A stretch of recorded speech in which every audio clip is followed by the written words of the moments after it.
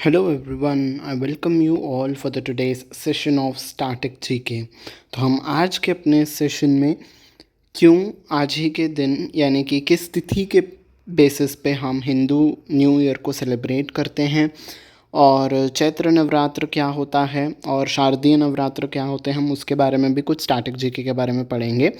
ये हम इसलिए पढ़ रहे हैं बिकॉज कई सारे एग्जामिनेशंस में जो है आर्ट एंड कल्चर के फील्ड से आपके क्वेश्चन आ जाते हैं कि ये फेस्टिवल किस तिथि पे आता है ना। तो और अपने रिलीजियस एस्पेक्ट्स को भी जानना हमारा फ़र्ज़ बनता है। तो this session will be very much helpful for you, and तक बने रहिएगा, ठीक है।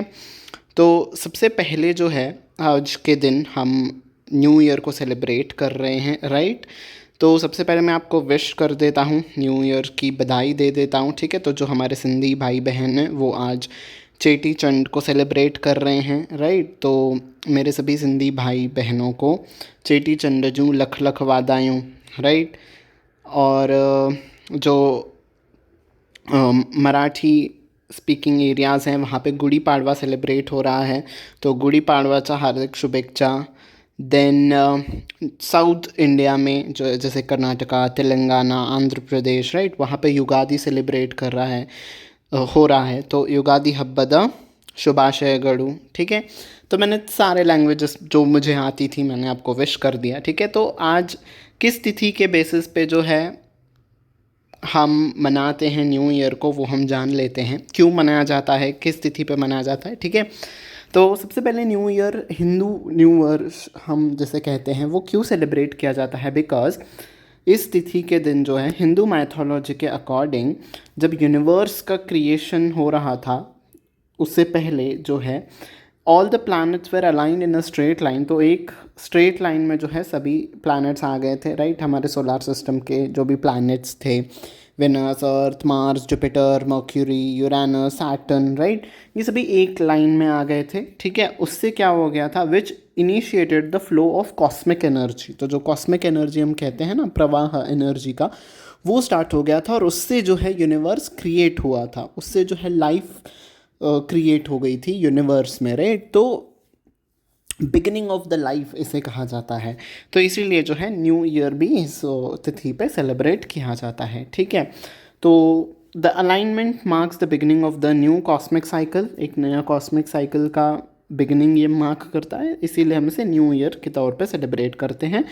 और इसे जो है कहीं कहीं कुछ स्टोरीज़ में ये भी कहा जाता है कि आज ही के दिन इस तिथि पे, जो आज के दिन जो तिथि बन रही है पंचांग के हिसाब से, उस तिथि पे जो है लॉर्ड श्री राम और धर्मराज युधिष्ठिर जी का भी जो है कॉरोनेशन हुआ था। कॉरोनेशन इज जो उनको राजगद्दी दी गई थी वो भी इसी तिथि पे हुई थी, ठीक है। तो इस लिहाज से बहुत ज़्यादा इम्पोर्टेंट और ऑस्पिशियस डे ये बन जाता है, ठीक है।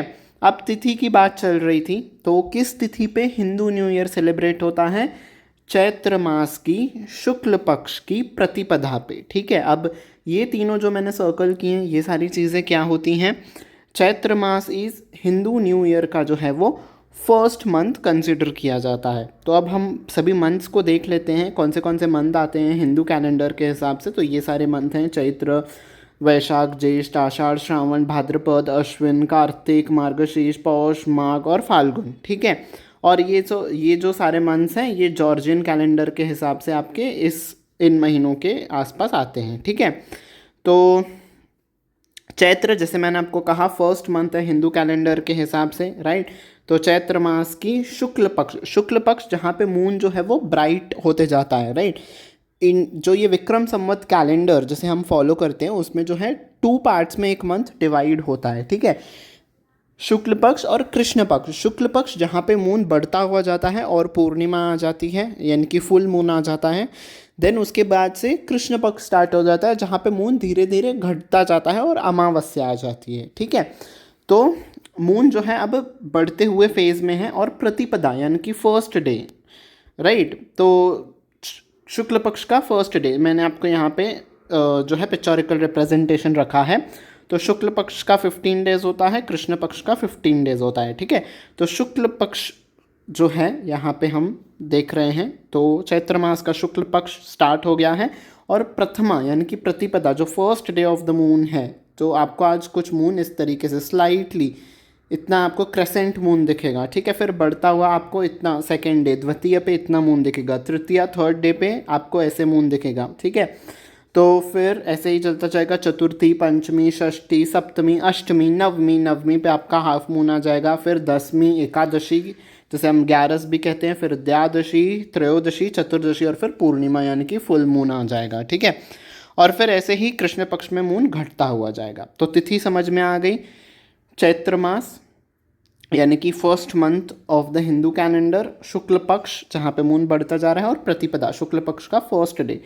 इस तिथि के दिन जो है सारे प्लैनेट्स एक लाइन में आए थे और कॉस्मिक एनर्जी फॉर्म हुई थी, इसीलिए न्यू ईयर जो है हिंदू न्यू वर्ष सेलिब्रेट किया जाता है, ठीक है। किस कैलेंडर, इस हिंदू कैलेंडर को हम क्या कहते हैं, विक्रम संवत कहते हैं, ठीक है। तो विक्रम संवत के हिसाब से 2082 जो है इस बार ये साल आरंभ हुआ है, तो जॉर्जियन कैलेंडर से कई ज़्यादा आगे है विक्रम संवत, ठीक है। तो विक्रम संवत और शक संवत दो कैलेंडर्स फॉलो होते हैं, वो मैं आपको आगे के स्लाइड में बताऊंगा कि विक्रम संवत क्या होता है और शक संवत क्या होता है। विक्रम संवत जो है वो लूनी सोलार कैलेंडर है, यानी कि आपका सन के ऊपर भी बेस्ड है और मून के ऊपर भी बेस्ड है, ठीक है। तो सन और मून के मूवमेंट्स के बेसिस पे ये कैलेंडर फॉलो होता है, और ये यूजुअली इंडिया और नेपाल में फॉलो किया जाता है, ठीक है। तो विक्रम संवत जो है लूनी सोलर यानी कि सन और मून दोनों पे ही बेस्ड है, ठीक है। कई सारे पार्ट्स में इंडिया के विक्रम संवत फॉलो किया जाता है, कई सारे पार्ट्स में जो है शक संवत भी फॉलो किया जाता है, ठीक है। विक्रम संवत जो है वो किंग विक्रमादित्य के नाम पे रखा गया था, who believe to have started the calendar in 57 BCE। तो 57 BCE में विक्रमादित्य जी ने ही, ऐसा माना जाता है कि इस कैलेंडर को स्टार्ट किया था, इसलिए इनके नाम पे ही विक्रम संवत कैलेंडर रख दिया गया है, ठीक है। और शक संवत जो है वो सोलार कैलेंडर, यानी कि वो सोलार साइकिल, ओनली सन के जो मूवमेंट्स है उसके बेसिस पे जो है ये कैलेंडर बनता है, तो इसीलिए इसे हम सोलार बेस्ड कैलेंडर कहते हैं, ठीक है। शक संवत इज सोलार बेस्ड कैलेंडर, ठीक है जी।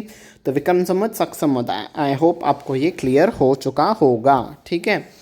और आज ही के दिन जो है नवरात्र भी स्टार्ट हो गए हैं, ठीक है। चैत्र महीना, ठीक है। जो अब चैत्र, जैसे मैंने आपको कहा चैत्र नवरात्र, चैत्र फर्स्ट मंथ है हिंदू न्यू वर्ष का, राइट, इसीलिए चैत्र नवरात्र मनाया जाता है।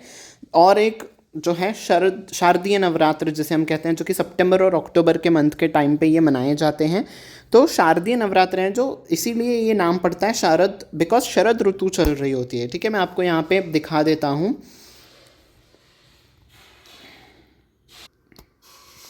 तो ये सारे मंथ्स हैं और ये सारे सीज़न हैं। शरदीय नवरात्र यानी कि जो सितंबर और नवंबर के मंथ में आते हैं, जैसे हम ऑटम सीज़न कहते हैं इंग्लिश में, तो उस टाइम पे ये नवरात्र आते हैं, इसीलिए जो है हम शारदीय नवरात्र मनाते हैं, ठीक है।